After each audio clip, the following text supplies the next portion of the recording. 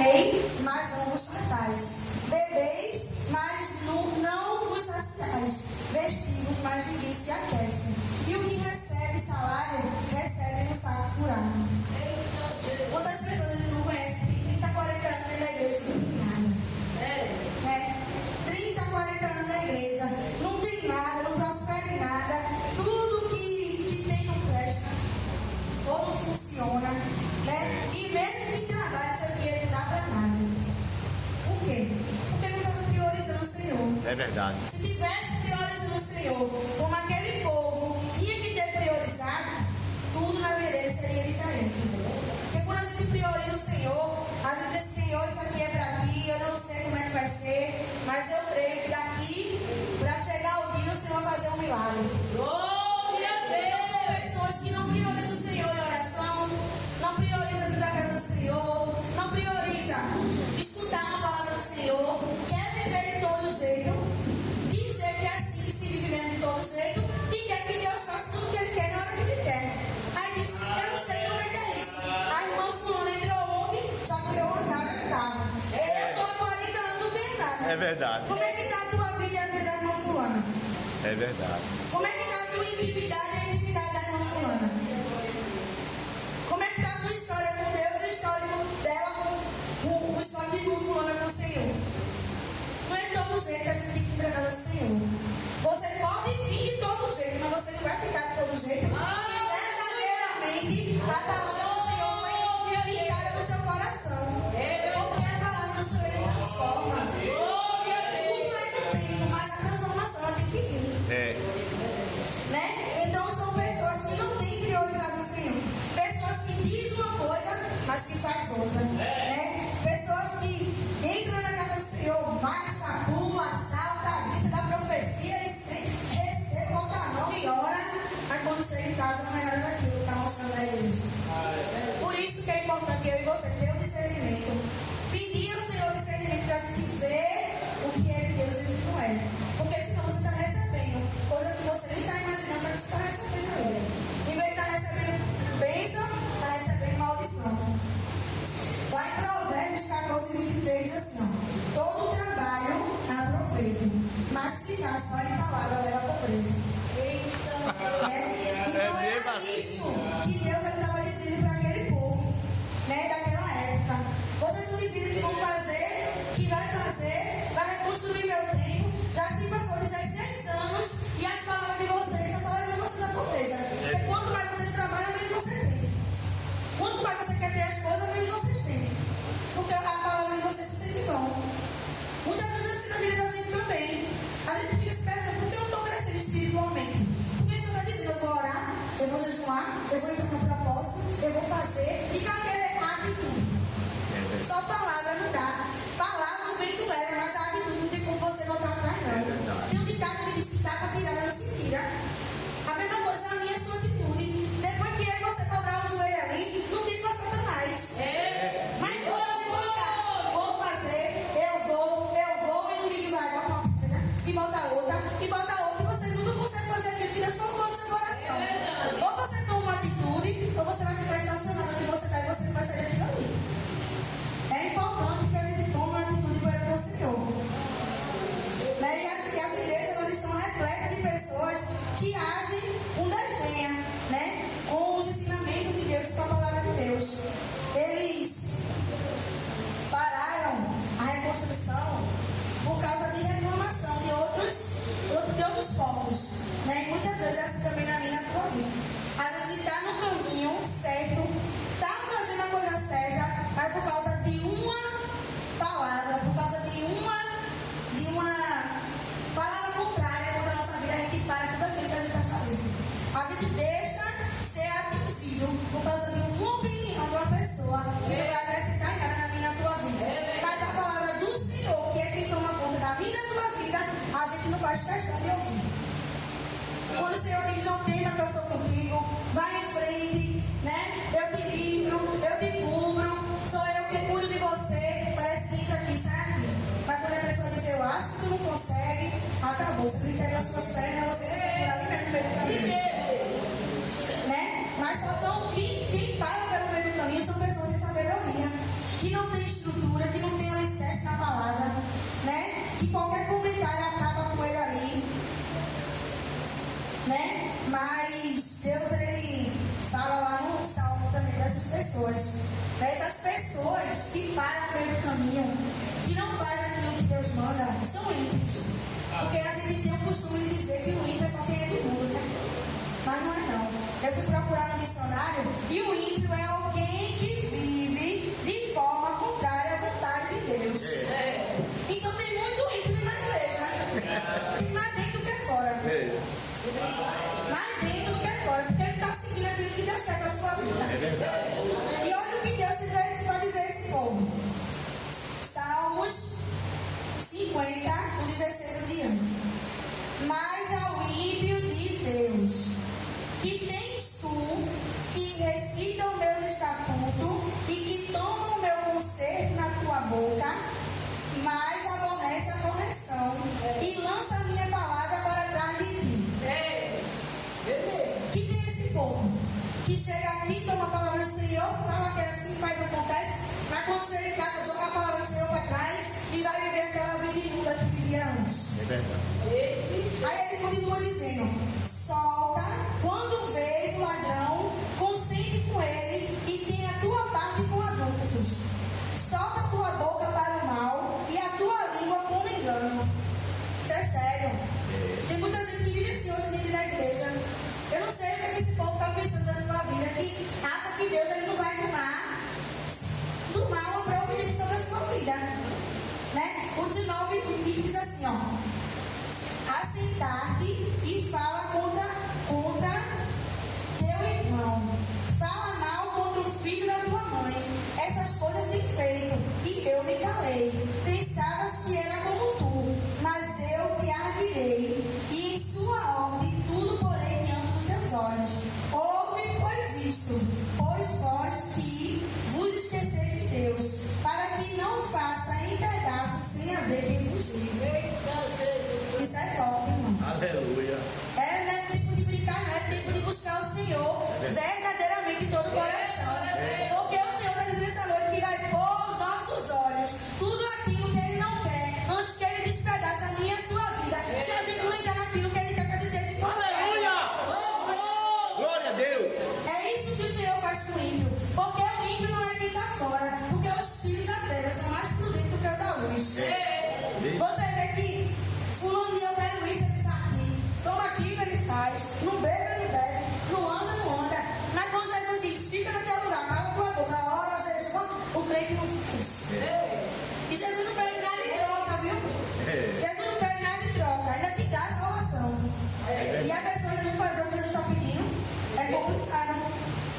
Então é tempo da gente despertar e priorizar Deus, né? O tempo para Ele de acordar e reconstruir o nosso templo, tanto interior quanto exterior com o Senhor. Glória a Deus. Muitas vezes a gente chega, né? Aqui e diz: eu estou tão cansada hoje, consegui chegar, tá arrumando a casa, é tanto serviço, é roupa, é prato, não sei o quê, né? Mas você já passou 2 dias sem lavar seus pratos? Já passou 2 dias sem varrer a tua casa? 2 semanas sem lavar o teu banheiro? Vai passar 2 cultos seguidos sem ir para a igreja. Por que ele passa 2 dias sem lavar os pratos? Porque dá mosca. 2 dias sem varrer a casa, inseto. 2 semanas sem lavar o banheiro, o mau cheiro vai subir na tua casa.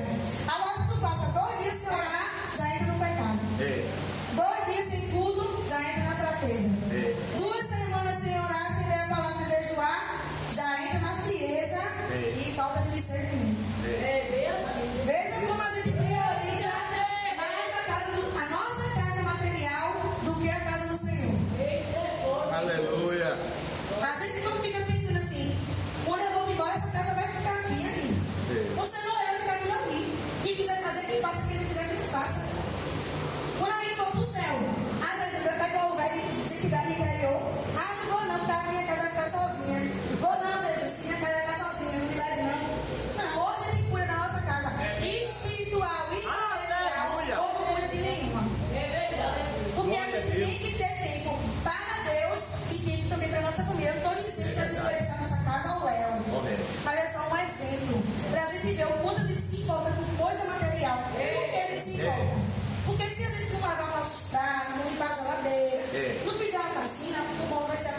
É a mesma coisa sua fé. Se você não cuida, se não ora, se não lê, como é que vai manter a fé? Aleluia! Espiritualidade. Vai estar ali, olha, 220 volts no Senhor, subindo essa energia, Jesus falando e tu recebendo. É ali que vai ser fogo. Como é que vai ser desse jeito se não tem espiritualidade com o Senhor? A gente não pode dar todo jeito na casa do Senhor. A gente tem que estar fazendo tudo aquilo que Deus ele quer. Em Efésios 5, o 14 e o 21 vai dizer: pelo que diz, desperta ao tu que dormes, e levanta-te dentre os mortos, e Cristo te esclarecerá. Portanto, vede prudente como andais, não como nécios, mas como sábios, reunindo o tempo, por quanto os dias são maus. Pelo que não sejais insensatos, mas entendeis qual seja a vontade do Senhor. Aleluia! Sabe o que significa nécio? Glória a Deus.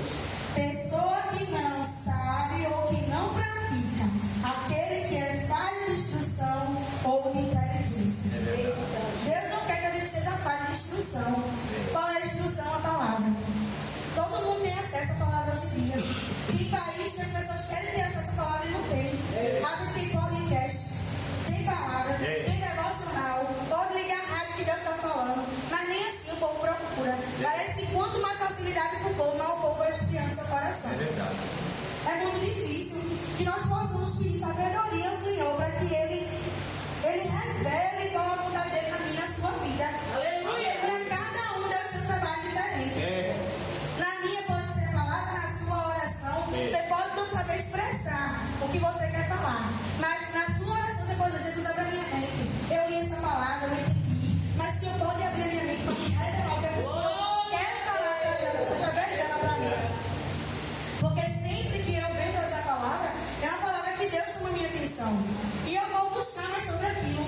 Eu abro a Bíblia online todo dia. Quando eu vou dormir, quando eu me acordo. Se uma palavra chamar a minha atenção, eu vou ler o capítulo todo para ver o que Deus quer falar comigo. E é através disso que Deus tem falado. É através disso que Deus tem mudado meu pensamento, a minha concepção. Tudo isso porque eu tenho buscado mais a palavra do Senhor. Aleluia. Né? Então, isso só nos deixa constrangido. Quando lá em João 3,16 vai dizer o seguinte: porque Deus amou o mundo de tal maneira que deu seu Filho unigênito para que tudo que nele crê não pereça, mas tenha uma vida eterna. Deus, ele priorizou você e deu seu Filho para que você estivesse aqui hoje. Ele não precisava dizer mais nada. Só a atitude dele de mandar o Filho dele morrer na cruz para você estar aqui hoje é o suficiente para ele mostrar o que você encontrou na vida dele. E isso nos envergonha. Glória a Jesus. Isso nos envergonha porque a gente não reconhece isso que Deus ele fez por nós. Veja o tamanho da importância.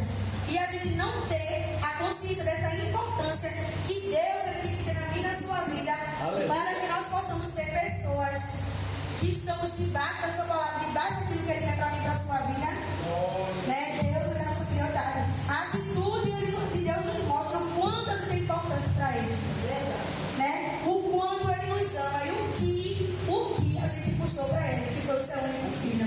Você daria o seu filho por alguém? A confirmação hoje foi no hino da minha mãe também. Que Abraão, ele priorizou a Deus. Leva teu filho e levou. Ele disse: Jesus é meu filho, é meu amor, eu não tinha o seu Deus, eu posso levar, né? Jesus pediu, ele foi. Mas hoje em dia não é assim. Deus pega e a gente fica pensando: será que é Deus mesmo? Será que não falou da carne? E eu acho que aquilo ali foi Deus, não, viu? Quando a gente não quer fazer alguma coisa, a gente fica arrumando mil e uma desculpa para não fazer aquilo que Deus quer. Né? Então, né, que a gente sonha alto, a gente pensa em algo que a gente quer que Deus, ele pode nos dar. A gente ora por aquilo, mas porque a gente não tem, porque a gente não tem priorizado o Senhor. Então é importante que a gente priorize a Deus, porque quando a gente não prioriza nas nossas atitudes, a gente já está mostrando isso para ele. O 9 vai dizer assim, de Ageu: olhasse para o muito, mas eis que alcançasse pouco. E esse pouco, quando trouxesse para casa, eu assoprei. Por quê? Disse o Senhor dos Exércitos: por causa da minha casa que está deserta, e cada um de vós corre a sua própria casa. Olha como está a casa do Senhor hoje em dia. As pessoas só vêm para cá se o povo está precisando de alguma coisa. Né? Está precisando de uma bênção, está precisando que Jesus trabalhe, tem alguém no hospital, aí todo mundo deixa a casa do Senhor, final de ano, rompida do ano para a casa do Senhor, para começar um ano próspero, mas uma vez só. Uma vez só. Não trabalha um dia só. Se tu trabalhar um mês todo, tu não tem salário. Como é que tu quer orar um dia só, buscar um dia só, jejuar um dia só e receber a bênção do ano todo? Seria injustiça com quem está orando o ano todo, buscando o ano todo, fazendo o ano todo, não recebeu. Imagina tu que está uma vez só orando no mês. É complicado, irmãos. Ou a gente está dentro, ou a gente está fora. Porque o mundo, ele é do diabo. Quem está em cima do mundo está com o diabo. Não está com Deus, com o diabo, não está com o diabo. Porque com Deus não tem dúvida, não. A palavra de Deus diz que a palavra do Cristo é sim, sim ou não, não. Ou eu confio, ou eu não confio. Ou eu priorizo, ou eu não priorizo. Se eu priorizar, Aleluia. Deus vai fazer. Muito além, mas se eu não priorizar, Deus vai fazer, vai. Mas vai fazer igual esse povo aqui, ó. Tinha uma roupa, mas não aquecia, comia, mas sentia fome. Trabalhava para ter o salário, mas não dava para pagar as contas. Deus não vai te lhe dar, não. Mas também não vai dar para suprir aquilo que você quer. Se você não estiver fazendo aquilo que o Senhor quer. Né? Igual a viúva de Sarepta. Quando o profeta disse, tem o que? Ela só tem um pouquinho de farinha e azeite para fazer o bolo e morrer. Mas vai perder para mim, não. Ela fez, ela não pensou no filho dela, não. Ela obedeceu ao Senhor. Ela fez, deu prioridade ao Senhor. E por muitos dias, ela comeu daquela farinha, daquele azeite, que na panela não faltou. Tudo isso é prioridade, irmão. A palavra hoje é sobre prioridade. Vá para a sua casa martelando o que está sendo prioridade na sua vida. Aleluia. Quando é que Deus está sendo prioridade para mim?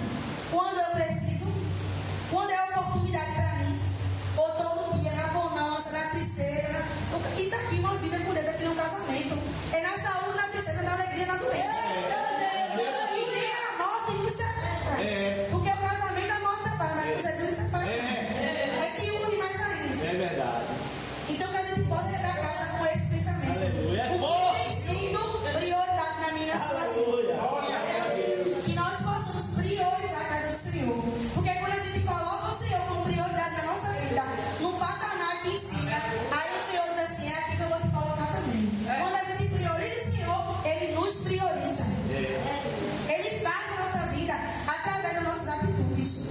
Então não adianta dizer, eu faço, eu tento, eu oro. Não, você não está fazendo, você está falando. E palavra, lá no Provérbios, está dizendo que não adianta não, viu? Ou você bota em prática, ou não fique falando aquilo que você está fazendo, porque é pior. Você está sendo ímpio aos olhos do Senhor. Então priorizar e colocar certas escolhas em ordem, né? A nossa maior prioridade como cristão é o Senhor e também amar o próximo como a si mesmo. Amar a Deus sobre si todas as coisas e ao nosso próximo como a si mesmo. Essa é a nossa prioridade como cristão, né? Então, se a gente faz isso, Deus nos abençoa e nada que nós vamos precisar, nós vamos sentir falta. Veja a irmã Gerane, ela não tinha, mas ela deu prioridade. E não está precisando de nada, porque Deus tem que cumprir. E Ele tem suprido a necessidade dela. Aleluia. Mesmo assim na minha e na sua vida. Quando a gente começar a priorizar o Senhor, Deus ele vai começar a priorizar a nossa vida. Aleluia. Isso seja na nossa vida espiritual, orando, buscando. Glória a Deus. Descendo na madrugada, pedindo pelos nossos familiares. Seja na nossa vida material, algo que a gente quer, a gente tem que priorizar o Senhor. E seja na nossa vida financeira. Se a gente quer prioridade do Senhor, a gente tem que dar prioridade ao Senhor também. Colocar Deus em primeiro lugar é a melhor coisa que a gente pode fazer na nossa vida. É colocar Ele em primeiro lugar e mostrar nas nossas atitudes para Ele que Ele tem sido o nosso alicerce e a nossa prioridade. Eu agradeço essa oportunidade em nome de Jesus. Aleluia. Nunca é fácil trazer a palavra, mas Deus ele tem me sustentado. Eu agradeço a Ele.